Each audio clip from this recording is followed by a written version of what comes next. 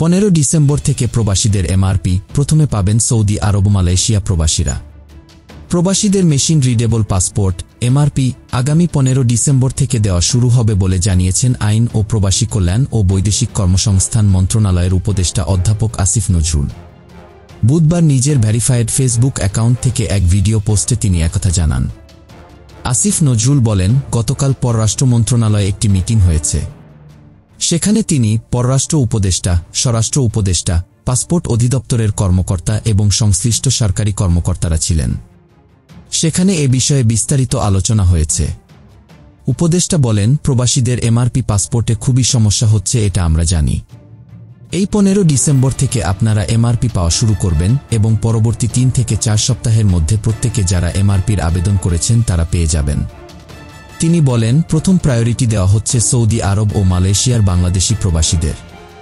এরপর যেসব দেশে ডিমান্ড বেশি তাদেরকে প্রায়োরিটি দিয়ে এই সমস্যা 3 থেকে 4 সপ্তাহের মধ্যে সমাধান করা হবে। আসিফ নজরুল বলেন, এত পরিমাণ এমআরপি পাসপোর্ট ছাপানো হচ্ছে যে আগামী 2-3 বছরে এ সমস্যা আর কখনো হবে না। প্রবাসীদের এমআরপি নিয়ে অনেক কষ্ট, দুর্ভোগ ও অনেক ধরনের হয়রানি হয়েছে জানিয়ে তার জন্য আন্তরিকভাবে দুঃখ প্রকাশ করেন তিনি বলেন, এই সমস্যা হয়েছে বিগত ফ্যাসিস্ট সরকারের আমলে। তৎকালীন যে মন্ত্রী ছিলেন উনি পাসপোর্ট ছাপানোর কাজটা ওনার একটা পরিচিত কোম্পানিকে অনিয়মতান্ত্রিকভাবে দিয়ে দেওয়ার চেষ্টা করেছিলেন। সেই প্রক্রিয়ার জন্য 1.5 বছর সময় ক্ষেপণ হয়।